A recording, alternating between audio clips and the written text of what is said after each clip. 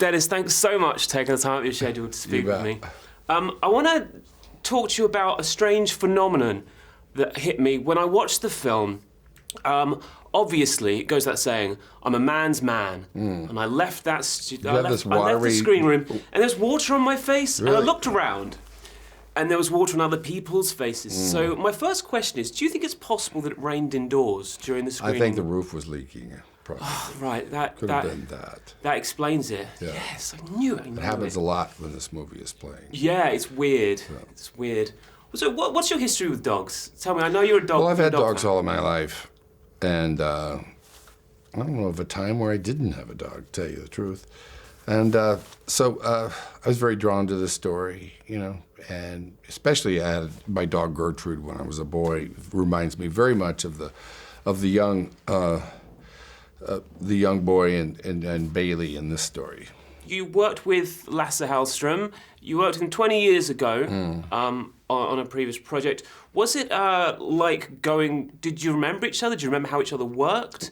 Or of course, he and I are friends. We've actually been friends through the years after working together. Yeah. Yeah, he's become a better golfer.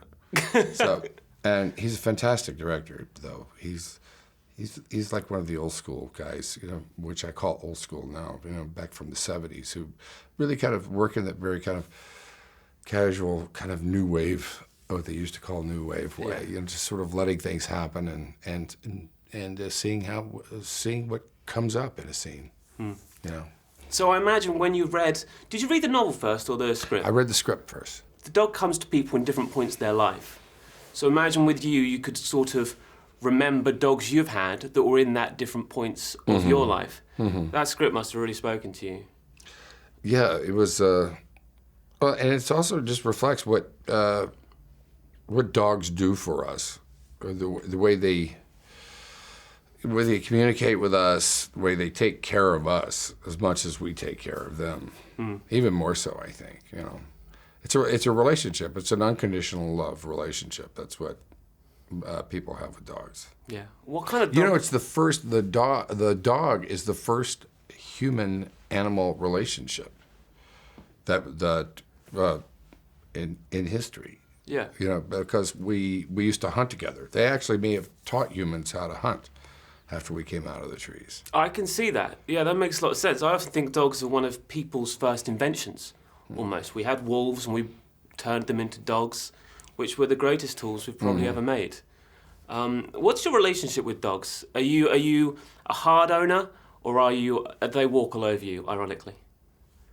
Oh, they walk all over me. They basically run the house.